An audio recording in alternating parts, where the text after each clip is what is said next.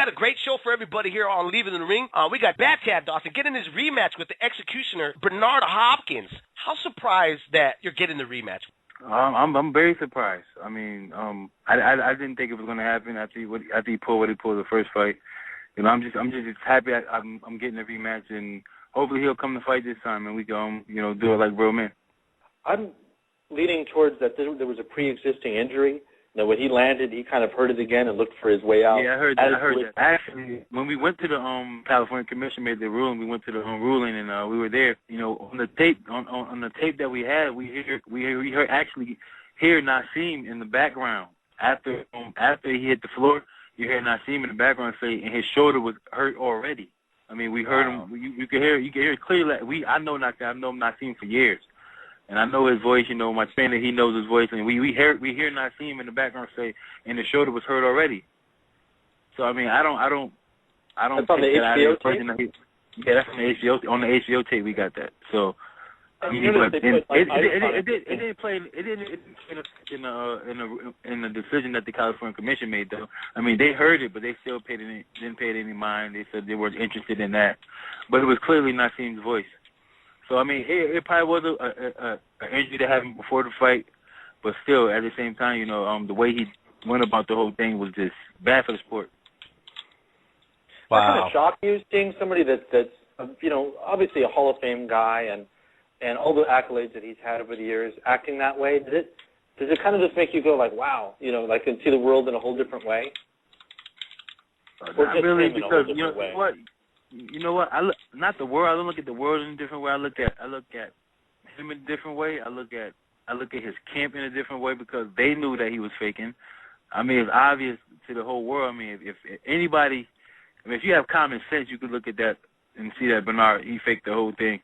I mean, I'm a fighter, and I've been in the ring. I've been in the ring over 32 times. I've stared down 32 fighters, and Bernard. I mean, I know. I can look at a guy and tell it when a guy's into a fight when he doesn't want to fight. He's not interested. I mean, the night of the fight, his body language showed it all. I mean, the expression on his face. I mean, he really didn't want to be there.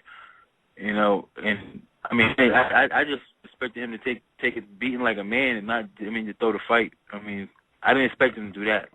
But like I said, I that night his whole demeanor was just he didn't want to be there. He was thrown into the ring, and he really didn't want to be in that fight. I was fighting the executioner, Bernard Hopkins, the legend. So I mean, it was a lot of hype, and the way he threw the fight, it was just it was just and like I said, embarrassing to the sport, and it was embarrassing to himself. And another thing I think is the reason he didn't want to do the face-off for the rematch is it's hard for a guy to stand up there and know that. You faked something like that. He's going to stare in the eyes of the guy who knew he was faking, the guy who was in the ring with him. I mean, it's a lot of people. Some people think he's playing mind games, but I don't think it's mind games. I mean, I think he really knows that.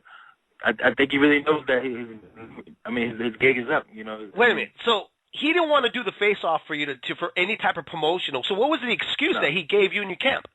He didn't give us an excuse. He just told straight up, said, "Yo, I'm not doing a face-off. That's it." He said, "That's it." You seem more boisterous and talkative and a little angrier this time around, and more comfortable being that. I mean, I think anybody in my position would be angry and frustrated. I mean, I'm not frustrated with the world. I'm not frustrated with the boxing fans. I'm frustrated with one person. I'm frustrated with Bernard Hopkins because I don't know if he's going to pull that trick again. We don't know. We don't know what's going to happen. We don't know if he'll make it through training camp.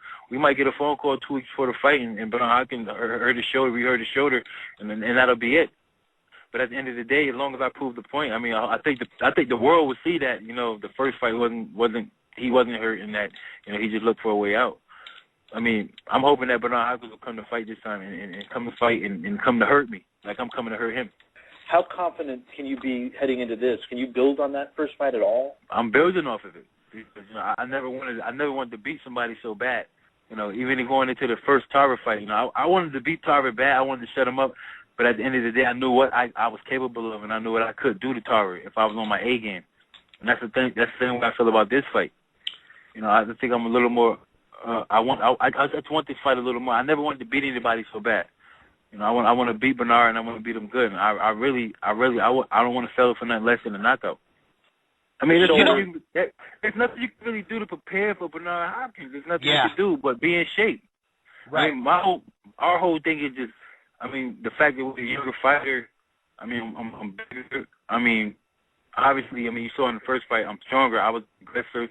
I was pushing the fight. So I mean, you look at just because of the fact that I'm the younger fighter, I mean, I should win this fight. I mean, he's 47. I'm 29. But at the end of the day, like I said, Bernard Hopkins, you can never count him out, and Bernard Hopkins, you can never plan for Bernard Hopkins. You can never, because he's one of the best technicians in the game. I give him that.